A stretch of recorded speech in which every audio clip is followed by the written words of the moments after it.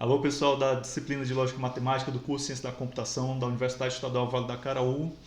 Bem, nessa última segunda-feira, dia 14, tivemos alguns problemas de ordem técnica e não foi possível realizarmos a nossa aula síncrona, né, através do Google Meeting. Portanto, o assunto que eu ia trabalhar com vocês no momento síncrono, eu resolvi gravar um vídeo para explicar aquele assunto que deveria ter sido abordado no nosso momento aula, certo? Que assunto é esse? Nós vamos ver agora dois sistemas de dedução, a dedução natural e o sistema de tabuleiro analítico, certo? Na pré-aula, né, vocês viram o sistema axiomático, né? Foram abordados alguns pontos sobre o sistema axiomático e tal, e é interessante agora nós vermos mais dois outros sistemas de dedução, certo? Antes da gente passar para o sistema de dedução natural, vamos recordar alguns pontos importantes que foram mencionados lá no início da nossa disciplina, né? Lá no início da disciplina foi comentado com vocês que todo sistema lógico ele precisa ter, digamos assim, três passos básicos, né? Que passos básicos são esses? Primeiro, uma especificação de uma linguagem. Então, toda vez que formos construir um sistema lógico, a primeira coisa é especificar uma linguagem que, através dela, nós vamos representar o conhecimento, certo? No caso aqui da lógica, no sistema lógico que nós estamos estudando, que é a lógica proposicional, né, nós já especificamos o alfabeto da linguagem da lógica proposicional, né, e depois a semântica dessa mesma linguagem, certo? Então, uma vez especificado a sintaxe, a semântica de uma linguagem, qual o próximo passo? Termos métodos que produzam ou verifiquem as fórmulas e os argumentos válidos. Nós conhecemos um método que é um método bastante mecânico, no caso o método da tabela verdade, certo? Mas existem outros métodos que você pode utilizar para verificar se as fórmulas e os argumentos estão válidos. No caso, poderia citar a árvore semântica, o método da redução, da negação redução absurdo, certo? Que a gente pode até abordar em outros momentos da disciplina ainda. E por fim, nós precisamos o que no sistema lógico? Precisamos que nós tenhamos a definição de sistema de dedução. A dedução, como foi abordado lá no início da disciplina, né, é uma maneira de nós encontrarmos conhecimento. Ou seja, lembre-se que lá no início da disciplina, né, quando eu estava explicando ainda o que vem a ser o estudo da lógica, nós falamos sobre dedução e indução, né? O método indutivo e o método dedutivo. Então, no sistema lógico que nós estudamos, né, nós trabalhamos com o método dedutivo. Ou seja, a partir de um conjunto de conhecimentos prévio, nós acabamos chegando a um outro conhecimento. Ou seja, a gente deduz conhecimento. Bem, esses métodos dedutivos que o slide está abordando aí para você, nós já vimos um na pré-aula que foi o método, o sistema axiomático. Só que o sistema axiomático, ele não, do ponto de vista computacional, ele não é muito interessante. Ele tem um custo computacional muito elevado. Vocês devem ter percebido que para que a gente pudesse escolher um determinado axioma, havia um custo de busca, de escolha muito elevado, um custo computacional, certo? E aí é aí que entra o sistema de dedução natural que a gente vai abordar nessa nossa videoaula, né? Então, um sistema de dedução formal, neles são consideradas as noções de prova, né? Então, o que vem a ser uma prova, a gente já informalmente já abordou o que vem a ser uma prova em momentos passados, e também a questão da consequência lógica. Consequência lógica foi outro assunto que nós abordamos em vídeos e também em aulas passadas. É importantíssimo que você tenha compreendido bem a noção de consequência lógica para que você possa avançar com mais segurança nos assuntos, certo? Lembrando que quando eu estou falando de sistemas de dedução, né, especificamente estou falando da lógica proposicional, que é o sistema lógico que nós estamos estudando. Porém, outros sistemas lógicos que nós vamos estudar, como a lógica de predicados e a lógica modal, eles também têm seus sistemas de dedução. Beleza? Bem, então vamos passar aqui para um outro ponto do nosso estudo. Seguinte. Antes da gente chegar, né, a trabalhar antes de você conhecer o sistema de dedução natural, vamos aqui recordar dois pontos importantíssimos que nós abordamos ainda no sistema axiomático, né? Então, um sistema de dedução, ele deve ser correto e completo, né? Então, ele deve ter as propriedades da corretude e a completude. Então, essas duas propriedades, elas são importantíssimas para um sistema de dedução, né? O sistema axiomático e o sistema de dedução natural, que a gente vai ver, eles eles possuem essas propriedades. Então vamos lá, vamos tentar aqui entender o que vem a ser, né? Aliás, tentar entender não, é só recordar esses dois assuntos. Então, um sistema é correto, né? Um sistema de dedução, ele é correto se toda fórmula A, né, ela for derivada de um sistema de um conjunto de fórmulas θ, né? Lembremos aqui esse símbolo, essa letra grega, né, que é o θ. Então, esse símbolozinho que é o catraca, né? A gente já estudou ele em outros momentos. Essa simbologia aqui está muito ligada à questão sintática, né? Então, o que é que eu estou dizendo aqui? Se essa fórmula A, né, ela é derivada de um conjunto, sintaticamente, de um conjunto de fórmulas θ, né, certo? Somente se essa mesma fórmula A for consequência lógica desse conjunto de fórmulas θ. Ou seja, aqui eu tenho um aspecto semântico, né? Então a consequência lógica é um aspecto ligado ao campo semântico, e aqui eu tenho um aspecto mais sintático, né? Então, do ponto de vista aqui, sintático, estou dizendo que se essa fórmula for derivada, né, for deduzida desse conjunto de fórmulas θ, né, se essa fórmula A, né, ela for consequência lógica dessa fórmula θ.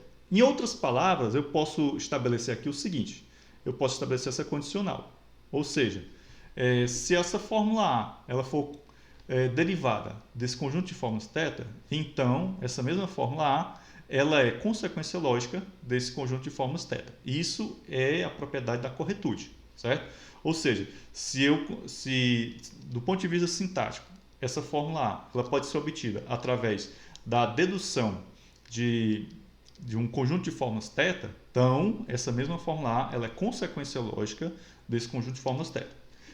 E a propriedade da completude, né, nós dizemos o seguinte, se sempre, né, o A for derivado do conjunto de fórmulas θ, se esse A for consequência lógica do conjunto de fórmulas θ. Ou, em outras palavras, que eu até prefiro essa condicional aqui, que ela explica muito melhor, se A é consequência lógica de θ, então A é derivado, né, desse conjunto de fórmulas θ. Ou seja, um sistema ele precisa ser correto e completo, certo? Então, nós precisamos observar sempre essas propriedades.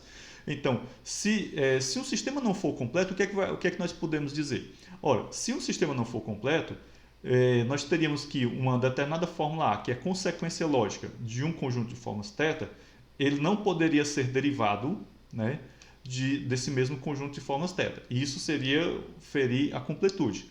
Já uma situação em que não é observada a corretude seria o fato de eu poder obter uma fórmula A derivada de um conjunto de fórmulas θ e essa fórmula A não ser consequência lógica desse conjunto de fórmula θ. Então ela precisa ser consequência lógica desse conjunto de fórmula θ e se ela for consequência lógica ela precisa ser derivada desse conjunto de fórmulas θ. Então é uma coisa que está encadeada, certo? Eu espero que tenha ficado claro para vocês. São dois conceitos que num primeiro momento causam uma certa confusãozinha na mente da gente mesmo, ok? Bom, vamos passar adiante. Bom, pessoal, agora sim vamos chegar na bendita dedução natural.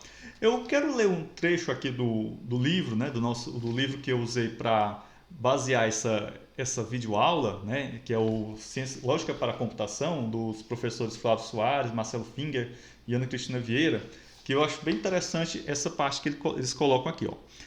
O método de inferência por axiomatização pode ter propriedades teóricas interessantes, mas é totalmente impraticável em termos de implementação prática. né? Isso pode ser visto na sessão anterior e tal. Que fica óbvio que identificar quais axiomas devem ser utilizados em que ordem e com qual substituição é totalmente não intuitivo e requer uma busca de grande complexidade computacional. Bem, o que é que isso quer dizer? Quer dizer que, do ponto de vista teórico, o método axiomático ele é belo, é muito bonito mesmo. Você dá uma olhada na videoaula, né, e tenta resolver os problemas através do uso do método axiomático, você vai ver que é de uma beleza matemática muito, muito bacana. Porém, ele é pouquíssimo intuitivo, ele não é nada intuitivo o método axiomático, e por conta disso, né, também, né, isso acaba acarretando um aumento na complexidade computacional, certo? Então, aí é que entra o método da dedução natural. O método da dedução natural, ele foi desenvolvido por esse cientista aqui, o Gerhard Jensen, acho que é Gerhard Jensen. Depois eu acho interessante você, enquanto estudante, procurar conhecer a biografia desse matemático, desse lógico matemático, para poder entender um pouco melhor da importância dele para o nosso estudo. Então, ele percebeu o seguinte, ele percebeu que seria interessante desenvolver um método de dedução que se aproximasse da forma como nós, seres humanos, pensamos. E a dedução natural parte basicamente desse princípio. É como os autores do livro colocam aqui. Ó. Por outro lado, o tipo de inferência que uma pessoa faz ao raciocinar sobre os conectivos lógicos está longe de seguir o método da axiomatização.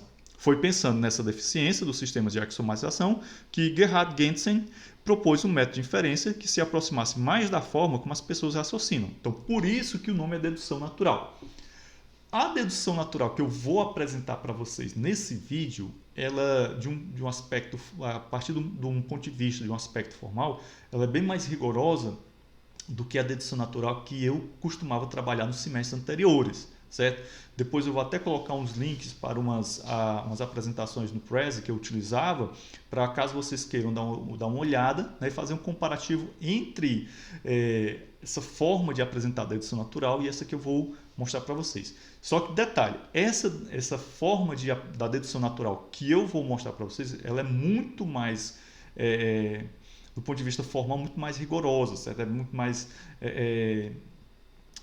assim, rigorosa mesmo, certo? Então, eu acho mais interessante você tomar conhecimento disso daqui do que aquele outro método. Aquele outro método não é um outro método de dedução natural, é apenas uma outra forma de apresentar a dedução natural, tá certo? Bem, então vamos aqui tentar entender quais são os princípios que regem, né, o método da dedução natural.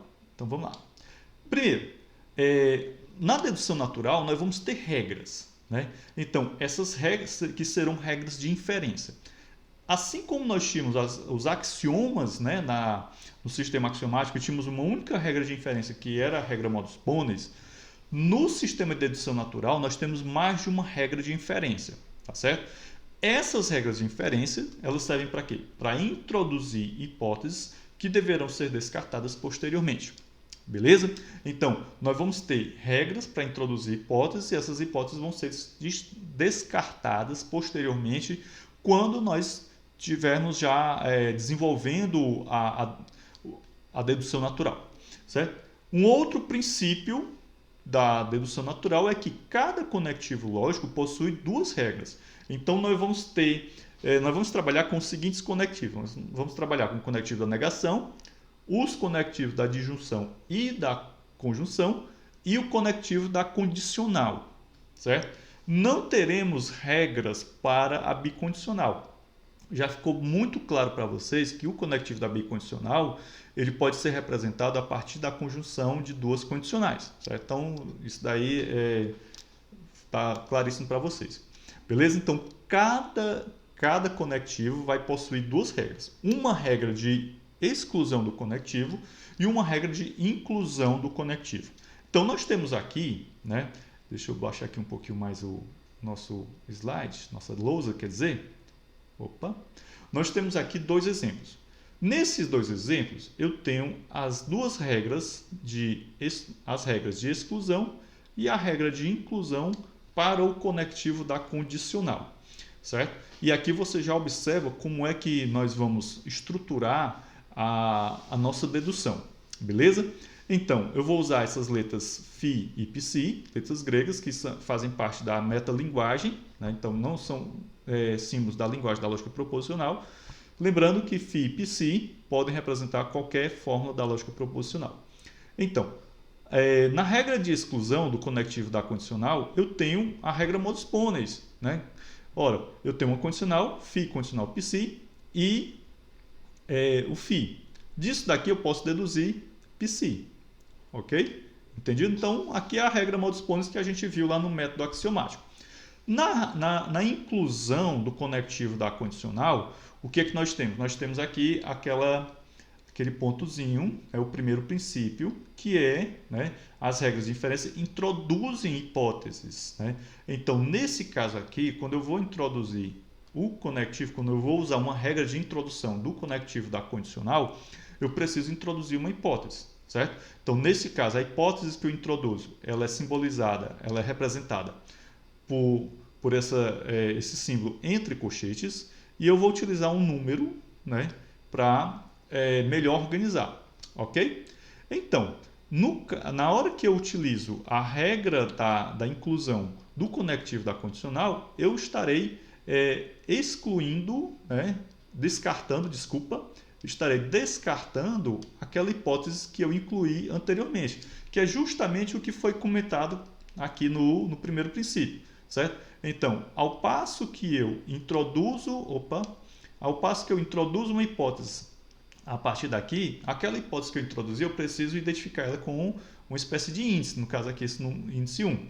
Quando eu utilizo a regra, né, de inclusão do conectivo, eu preciso especificar qual foi a hipótese que será excluída, né, será descartada, a partir da utilização da regra de inclusão do conectivo lógico.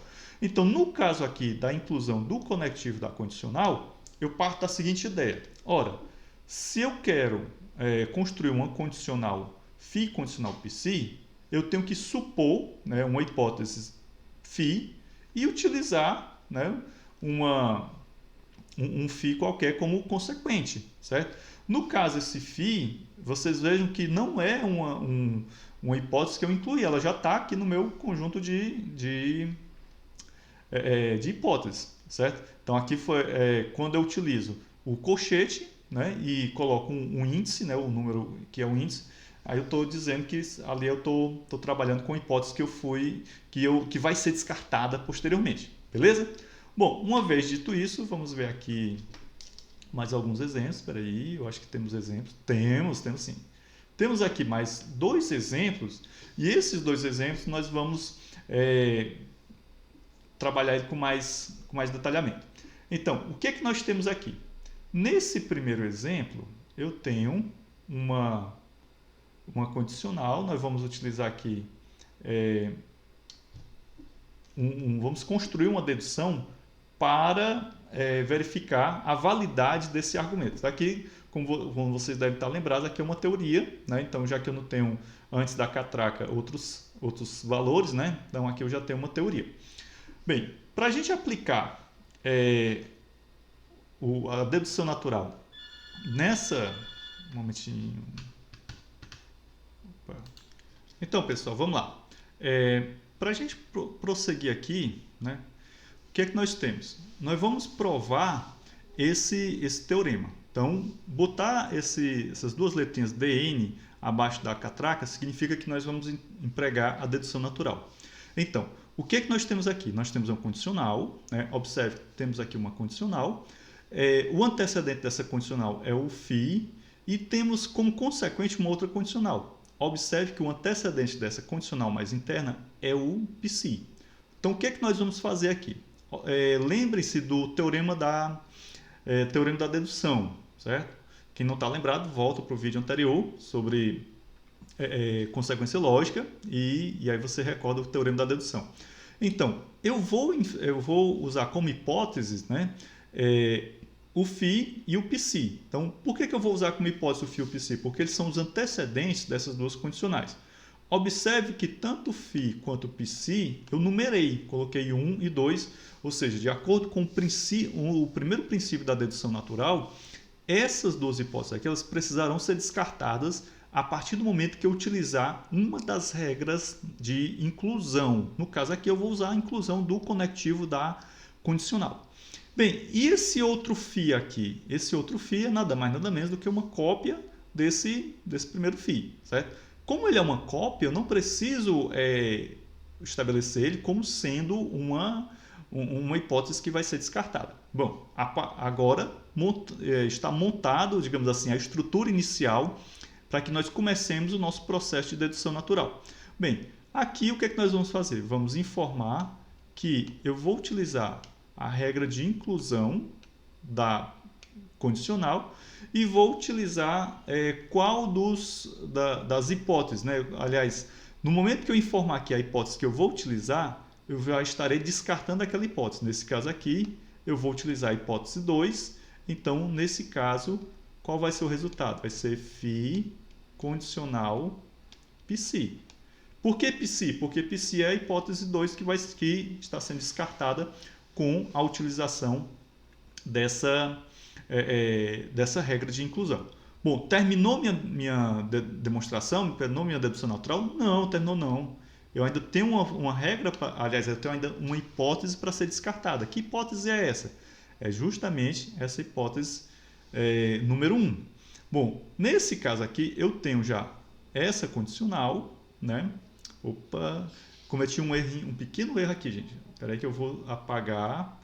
Nesse caso aqui, espera aí, não φ condicional, aliás, psi condicional φ. Desculpa, certo? Então, eu estou utilizando aqui a regra da inclusão da condicional, né? Vou descartar a hipótese 2, no caso aqui o psi. Essa hipótese que eu vou descartar aparece como antecedente dessa minha condicional. Bom, o que é que falta ainda? Eu preciso descartar a hipótese 1. Nesse caso, eu tenho essa condicional, vou utilizar novamente uma regra de inclusão da condicional e utilizar aqui, no caso, a hipótese 1, certo? Bem, eu já tenho isso daqui, vou utilizar a hipótese 1, então, o que é que nós vamos ter? Vamos ter φ condicional psi condicional φ. Pronto. Isso daqui encerra, né, com essa fórmula aqui, nós encerramos a nossa demonstração, nossa dedução natural, e é justamente a estrutura que nós queríamos provar. Então, a partir de duas hipóteses, φ e psi, né, eu posso realmente chegar a essa condicional aqui, beleza? Bom, temos aí um exemplo relativamente simples, mas agora vamos para um exemplo um pouco mais complexo, tá certo? Nesse exemplo aqui que é mais complexo, eu vou desaparecer aqui do vídeo para a gente poder ter mais espaço para trabalhar, ok? Bem, então nós temos aqui uma outra condicional, vamos aplicar a dedução natural. Essa condicional aqui é um dos axiomas que nós estudamos lá no sistema axiomático. Esse daqui também é um axioma, aqui é o axioma 1 da condicional, e esse outro aqui é o axioma 2 da condicional. Como é que nós vamos fazer aqui? Primeiro de tudo, preparar a estrutura inicial, certo? A estrutura inicial eu estabelecer quais são as minhas hipóteses de trabalho, né, as hipóteses que eu vou trabalhar e que deverão ser descartadas posteriormente, e numerar cada uma dessas hipóteses, como foi feito aqui. Ó. Hipótese 1, hipótese 3, hipótese 2 e a hipótese 3 novamente. A hipótese 3, estou utilizando aqui ela duas vezes, não tem problema. Observem que cada uma dessas hipóteses é o antecedente, é algum antecedente aqui da fórmula que a gente precisa demonstrar, né? Então vejam aqui, ó, φ condicional psi condicional alfa, é justamente esse antecedente aqui, certo? Φ condicional psi, esse outro antecedente, e vejam que o φ, né, que é a hipótese 3, ele aparece como antecedente aqui nessa outra condicional. Beleza? Tranquilo? Bom, por que nós não utilizamos uma outra hipótese psi, que seria a 4? Vocês vão ver ao longo do do desenvolvimento do cálculo que não há necessidade, certo? Então, nosso próximo passo aqui? Nosso próximo passo é, certo, estabelecer quais são nós vamos utilizar regras de exclusão, certo? Então, nós vamos utilizar a exclusão da condicional aqui e vamos utilizar a exclusão da condicional aqui também. Opa, deixa eu pegar aqui, apagar um pouquinho aqui, certo? Gente, deixa eu só fazer uma mudançazinha aqui, opa, a gente poder ter mais espaço para trabalhar. Certo? Um momentinho. Pronto, agora sim. Aqui nós vamos utilizar uma regra de exclusão da condicional. Então vejam bem, aqui eu tenho exclusão da condicional e aqui também tenho exclusão da condicional.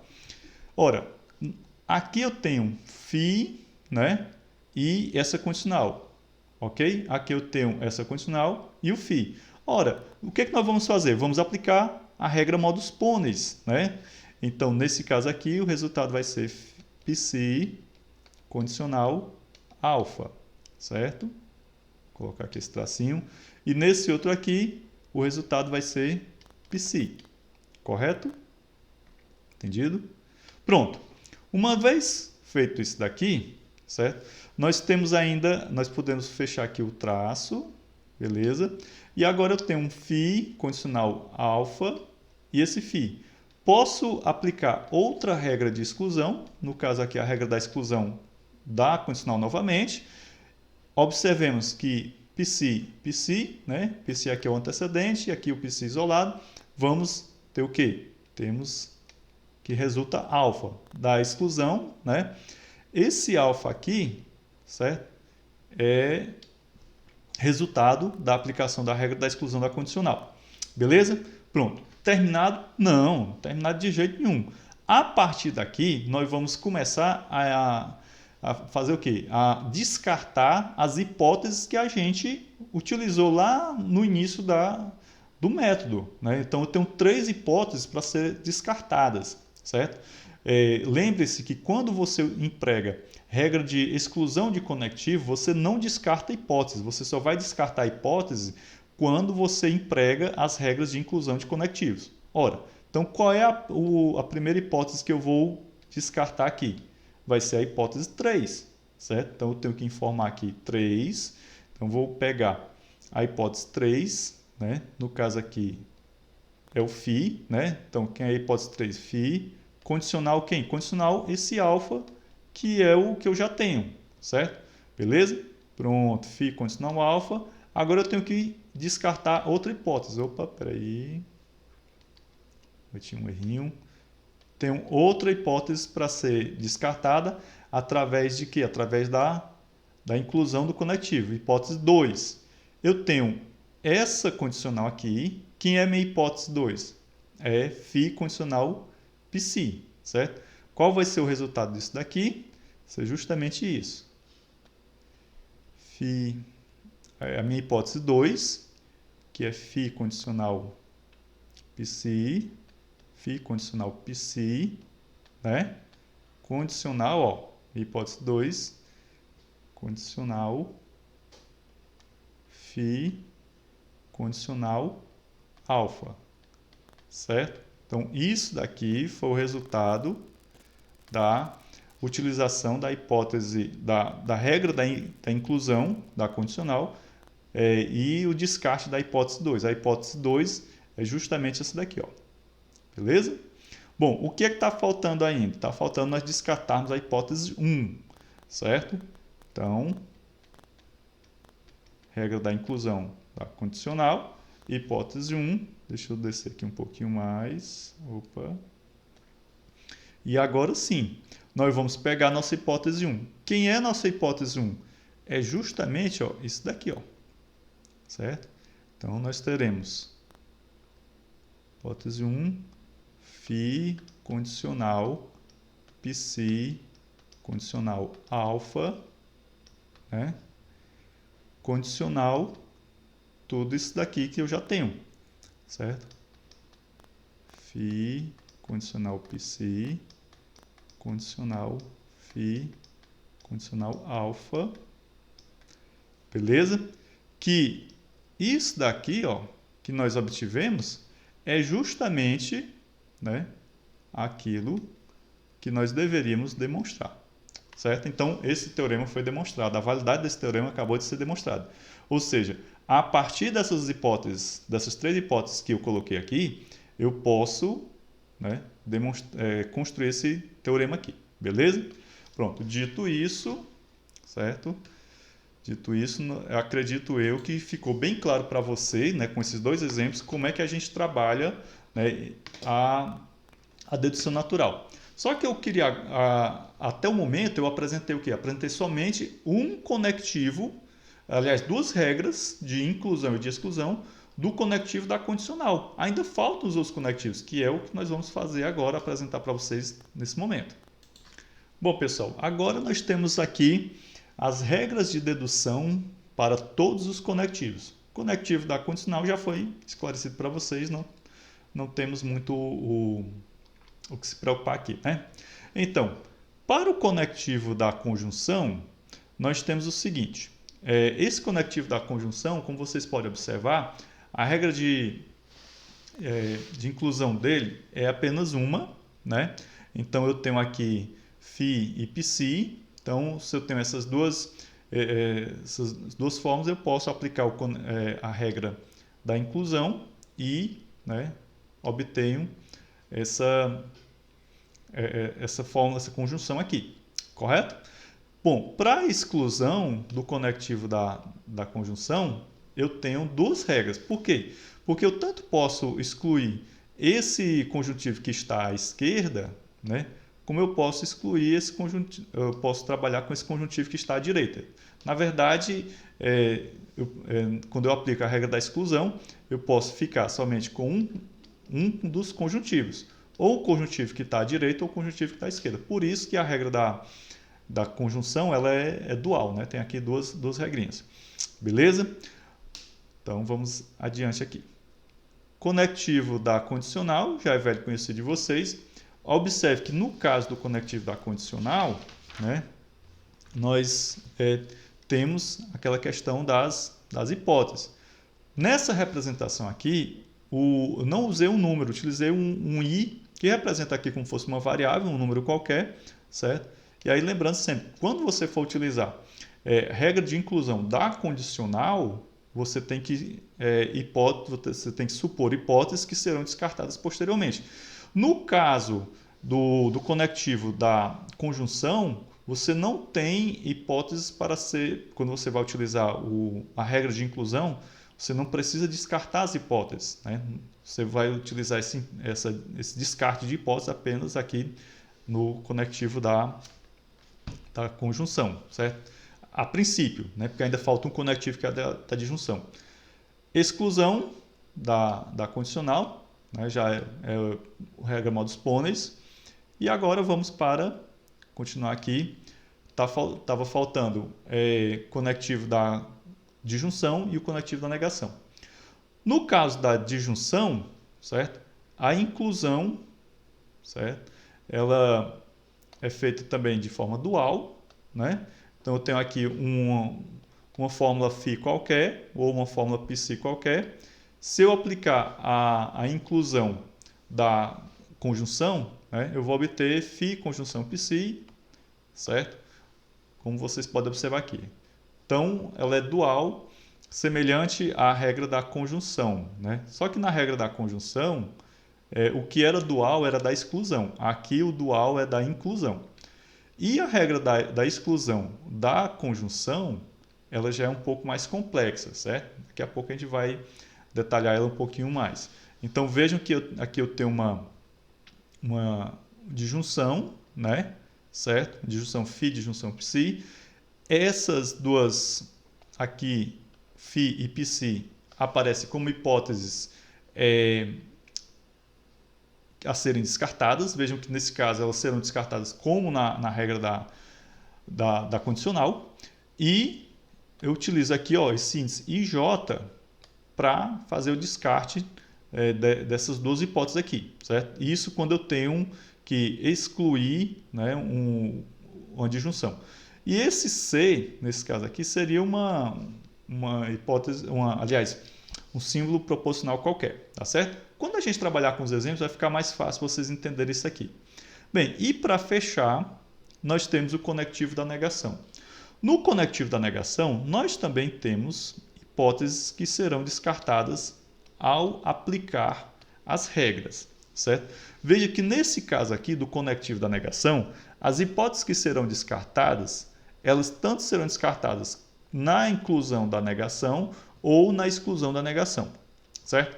Bem, se eu tenho uma hipótese verdadeira e eu tenho uma contradição, esqueci de mencionar para vocês uma coisa. Esse símbolo aqui, certo? É uma constante lógica chamada falsum, né?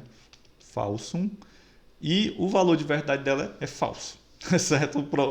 O nome já diz tudo. Existe uma outra constante lógica, que é essa daqui, que é chamada de verum, certo? Só que a gente não vai trabalhar muito com o verum, vamos trabalhar mais com o falsum. Então, no caso aqui do falsum, o que é que nós temos? Nós temos aqui vamos supor, um cálculo, né, onde foi utilizada uma hipótese que foi colocada aqui, né, que vai ser descartada, e num determinado ponto desse cálculo nós tivemos uma contradição. Então, essa contradição aqui eu posso deduzir a negação daquela hipótese que eu assumi inicialmente, certo? Ou seja, dado uma contradição, significa o quê? Que aquela hipótese que eu assumi como verdadeira, ela na verdade é negada, certo? Isso para inclusão do conectivo da negação. E para exclusão do conectivo da negação, eu também assumo uma hipótese, só que ela está negada, né? Então veja aqui uma hipótese assumida. Encontrei em um determinado momento do meu cálculo uma contradição. Então, se eu encontrei essa contradição, eu posso, a partir daqui, descartar essa hipótese, ou seja, eu vou deduzir aquela hipótese não negada, ok? Então, aqui eu excluí o conectivo da negação, aquela negação que eu supus, e obtive isso daqui. Observem que as regras de inclusão e de exclusão da negação, elas acabam sendo complementares e trabalhando em cima da ideia de contradição, beleza?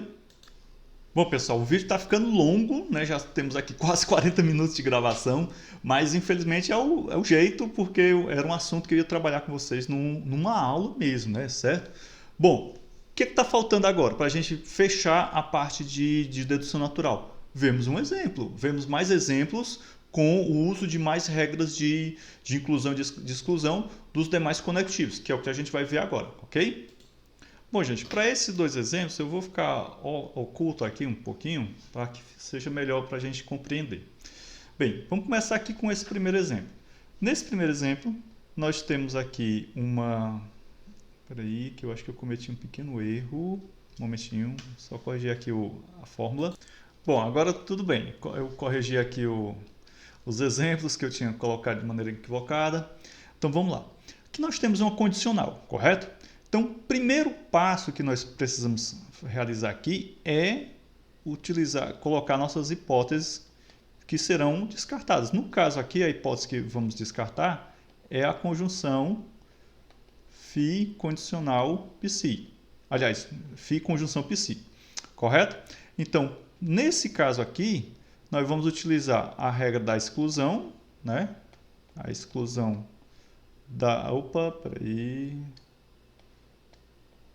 A conjunção nós vamos excluir, né? Entendido? E nós vamos utilizar aqui a número 1, né?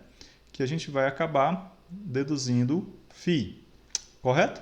Bom, agora nós precisamos fazer o quê? Nós precisamos utilizar a inclusão da condicional.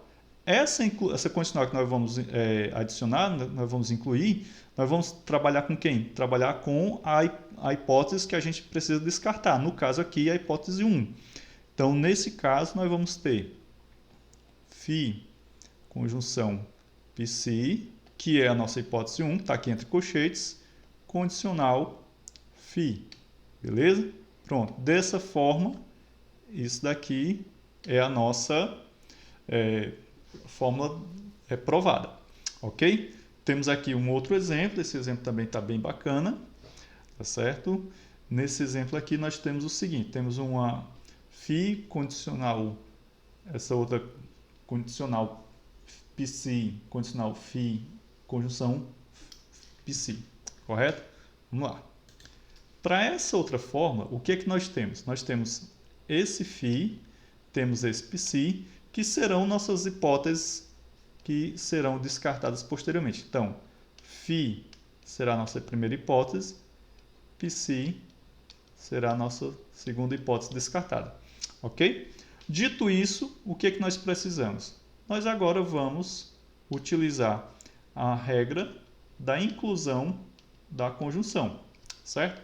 Então, aplicando a regra da inclusão da conjunção nessas duas hipóteses, nós vamos obter φ conjunção psi, correto?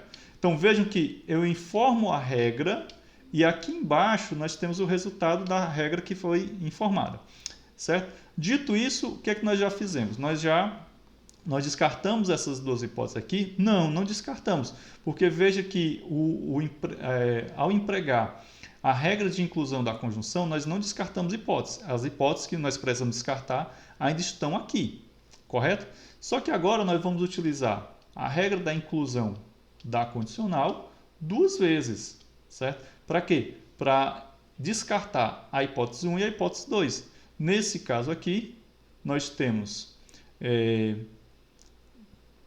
φ condicional, né?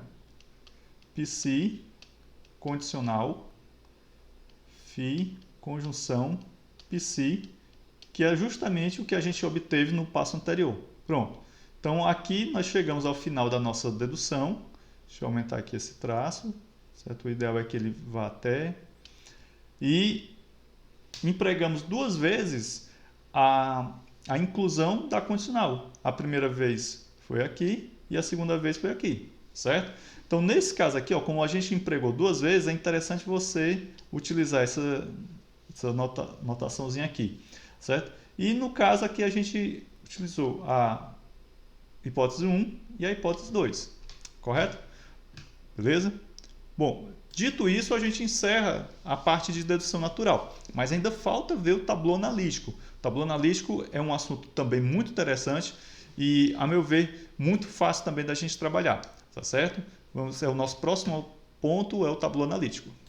Então, pessoal, vamos agora para a última parte da nossa aula, que já está bem extensa, mas infelizmente ela ia ficar desse tamanho mesmo, porque esse vídeo está substituindo uma aula que nós deveríamos ter tido, né? Lá no momento 5. Bom, nosso próximo sistema de dedução que nós vamos trabalhar chama-se tablô analítico.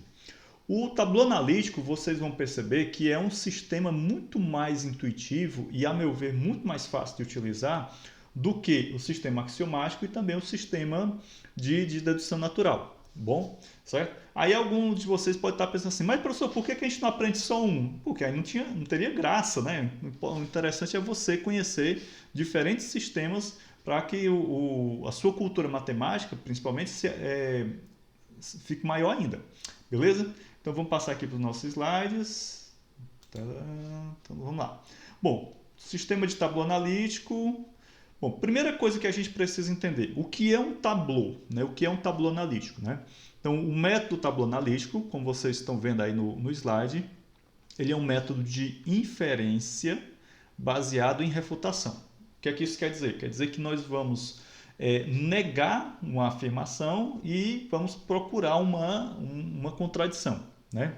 Ou seja, para provarmos B1, né, esse sequente aqui, né, que é formado pelas formas de B1 até Bn e tem como conclusão as formas de A1 até AM, nós afirmamos a veracidade de B1 até Bn e a falsidade de A1 até An, na esperança de derivarmos uma contradição. Se a contradição for obtida, teremos demonstrado o sequente.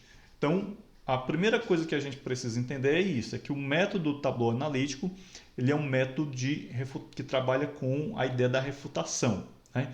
Então, inicialmente, a gente assume que a minha conclusão, né, o meu consequente do sequente, ele é falso e que o antecedente ou as minhas hipóteses são verdadeiras. Todos vocês estão carecas de saber que numa condicional, se eu tenho um antecedente verdadeiro e um consequente falso, essa condicional é falsa. Quando a gente trabalhou também a noção de consequência lógica, a gente viu coisa dessa natureza. Então, a ideia persiste, certo? E vamos avançar aqui um pouquinho mais. Bom, o método do tabu analítico, ele trabalha com a ideia de fórmulas marcadas. Então, o que é uma fórmula marcada? As fórmulas elas podem ser marcadas por F ou por T, né? No caso, F vai simbolizar falso e T vai simbolizar verdadeiro. Nós estamos utilizando essa simbologia porque aqui é adotada no livro que eu utilizei para montar essa aula para vocês. Então, o passo inicial, como está sendo colocado aí no slide, na criação de um tabu é nós marcarmos o sequente com T, né, os antecedentes, né, as fórmulas do antecedente com T e as fórmulas do consequente com F. Esse é o primeiro ponto, é o primeiro passo que a gente vai utilizar para a construção de um tabu analítico. Beleza? Bem, e aí nós temos também regras de inferência. Assim como nós tínhamos axiomas no sistema axiomático, a regra do modus ponens na utilização da dedução por axioma, né, o sistema axiomático de dedução, e nós tínhamos as regras de inclusão e de exclusão de conectivos no sistema de dedução natural. No tabu analítico, nós temos dois conjuntos de regras, que são as regras alfa e as regras beta, certo? Nós não trabalharemos com axiomas no tabu analítico, teremos apenas esses dois esses dois conjuntos de regras, regras alfa e regras beta, e cada uma dessas regras, né, alfa e beta, trabalha com a ideia de expansão, né? Então, expansão alfa e expansão beta são os assuntos que a gente vai trabalhar agora.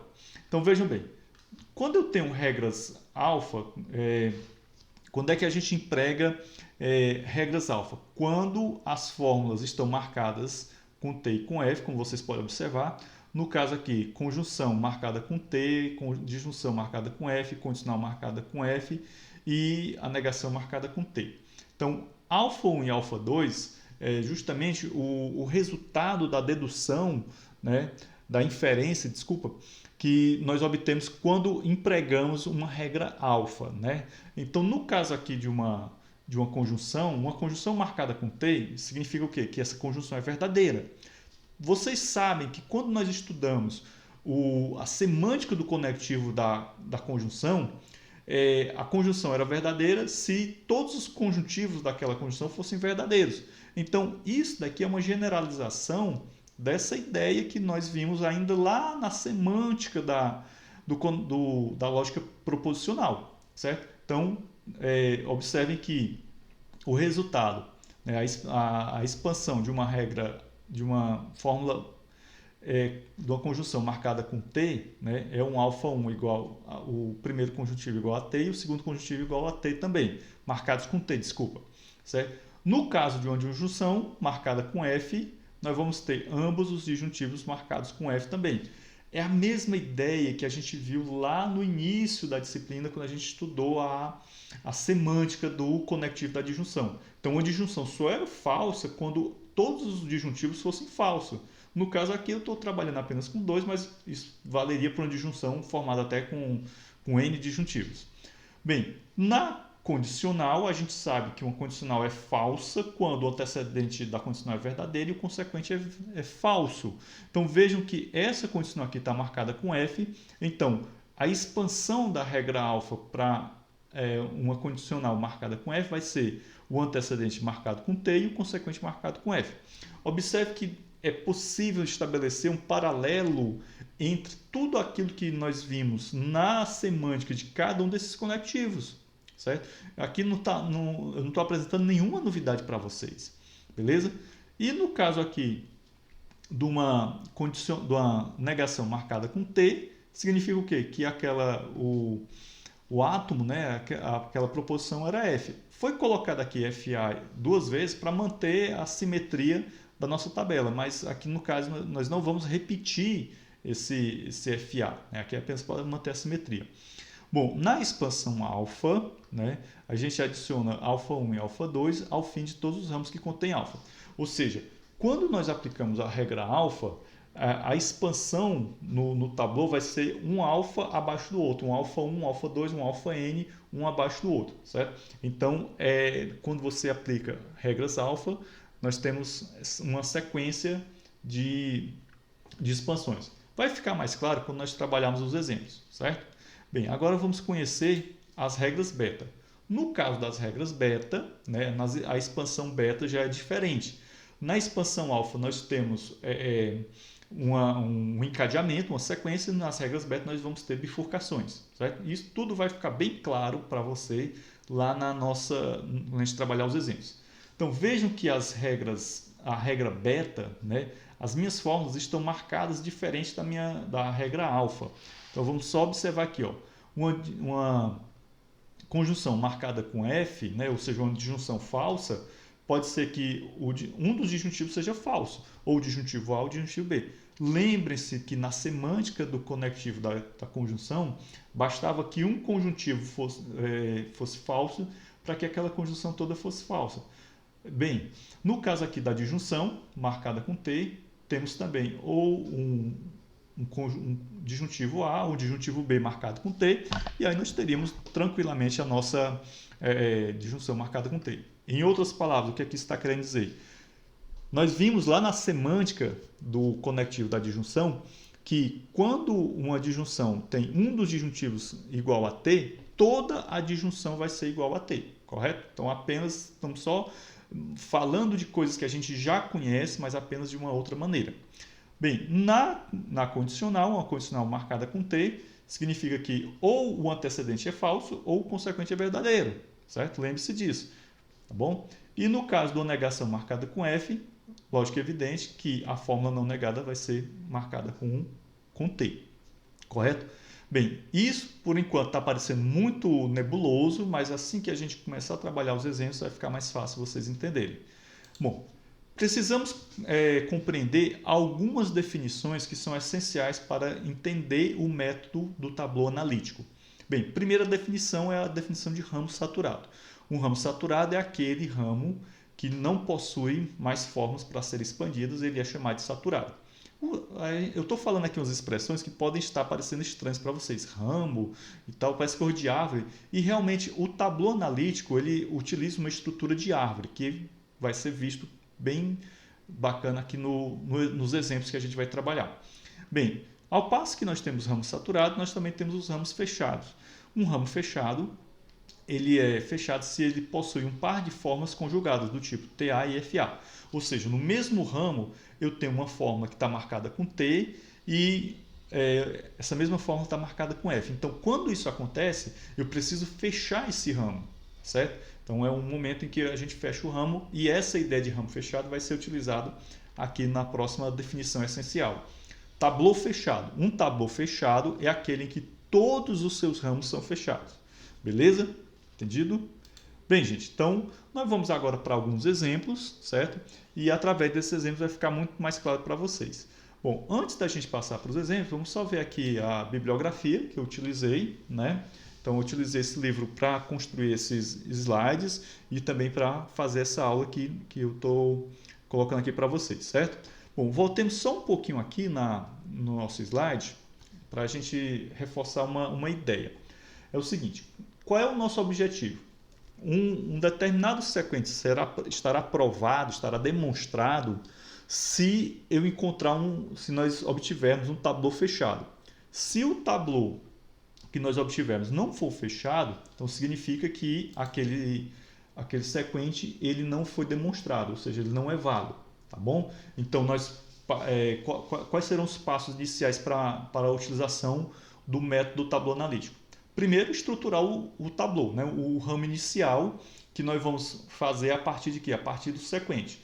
Lembre-se que no método do tabuleau analítico nós vamos pegar as fórmulas que são antecedentes do sequente, marcarmos com T e vamos pegar as fórmulas do consequente e marcarmos com F. Esse é o nosso ramo inicial.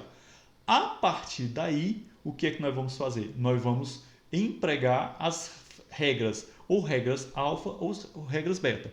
Lembrando que a expansão alfa ela gera uma expansão sequencial e a expansão beta gera uma bifurcação. Certo? Isso vai ficar bem mais claro quando nós trabalharmos com os nossos exemplos. Certo? E os nossos exemplos são esses daqui. Um momentinho. Beleza? Então vamos agora para a nossa lousa digital para a gente poder trabalhar os exemplos e a coisa ficar bem mais clara para vocês. Bem, então vamos aqui para a nossa construção do nosso tableau. Observemos que nesse caso nós temos uma teoria, né? Um sequente em que o antecedente não aparece, então aqui, como todo mundo sabe, é uma teoria. Bom, esse exemplo aqui ele é muito simples, né? Como eu tenho apenas o consequente, nós vamos simplesmente, né, marcar com F essa fórmula, P disjunção não P. Bem, se é uma disjunção marcada com F, né, o que é que vai acontecer? Nós vamos ter a aplicação de regras alfa, né? Então, nós vamos ter aqui FP, e é interessante que a gente coloque aqui a regra e a linha que nós utilizamos, né? No caso aqui, linha 1, regra alfa, e agora na sequência F não P, alfa, linha 1. Observe que como eu tive que aplicar regra alfa duas vezes, né, para essa linha 1, então ficou um abaixo do outro, que é o que foi colocado lá no slide. Bem, o que está faltando agora? Essa linha 2 ela já está saturada, né, então não preciso mais trabalhar com ela, já chegamos a um nível em que não é mais possível aplicar nenhuma regra, mas a linha 3 eu ainda posso aplicar uma regra. No caso aqui vamos fazer a linha 4 e vai ficar TP. Nesse caso aqui foi uma regra beta, como você pode observar depois lá no slide. Então temos TP e FP, significa o quê? Fechamos o tableau e o teorema foi demonstrado. Então isso daqui foi devidamente demonstrado. Ok? Pronto. Demonstrado. Certo? Então significa que aqui é válido. Você deve lembrar que nós temos nesse caso aqui o princípio do terceiro excluído, certo? Bom, para esse nosso próximo exemplo, nós temos aqui duas fórmulas no antecedente e uma fórmula no consequente. Então, primeiro de tudo, marcar as fórmulas do antecedente com T. Então, P condicional QE. Linha 2, T, Q condicional R. E na linha 3, F, P condicional R. Pronto. Com isso daí nós inicializamos o nosso tableau. Ok? Nesse caso aqui, o que é que nós temos? Nós temos duas fórmulas marcadas com T e uma fórmula marcada com F. Se nós iniciarmos o tableau com as fórmulas marcadas com T, nós poderemos ter um tableau bastante ramificado. Isso não é interessante. O ideal é que você comece a expandir o seu tableau utilizando as regras alfa que não geram bifurcação. No caso aqui, a única que não gera bifurcação é a linha 3. Né? Então vamos para cá, linha 4, eu vou ter TP, ou seja, regra alfa, na linha 3. Na linha 5, nós vamos ter FR, que é alfa 3, certo? Bom, podemos utilizar um marquinho de verificação na linha 3 para informar que essa fórmula já está fechada, já está expandida. E agora vamos trabalhar com uma dessas duas aqui. Tanto faz trabalhar com a linha 1 como com a linha 2, que nós vamos ter uma bifurcação, porque nós vamos empregar regras beta. Né? Então, façamos aqui uma linha 6. Vamos utilizar aqui FP e TQ. No caso aqui foi regra beta com a linha 1, certo? Linha 1 agora expandido. Observamos que nesse ramo aqui, ó, FP e TP, fecha esse ramo. E agora nós vamos expandir a linha 2 a partir desse outro ramo aqui. Então aqui eu tenho linha 7, nós vamos ter FQ e TR. Nesse caso aqui, FQ fecha com esse lá de cima, né? E esse TR fecha com esse outro FR. Então, nesse caso, aqui foi beta, linha 2. todos os ramos desse tableau estão fechados, significa o quê? Que esse tableau está devidamente demonstrado, certo? Bom, com esses dois exemplos, eu acredito que ficou bem claro para você a utilização do tableau analítico, correto?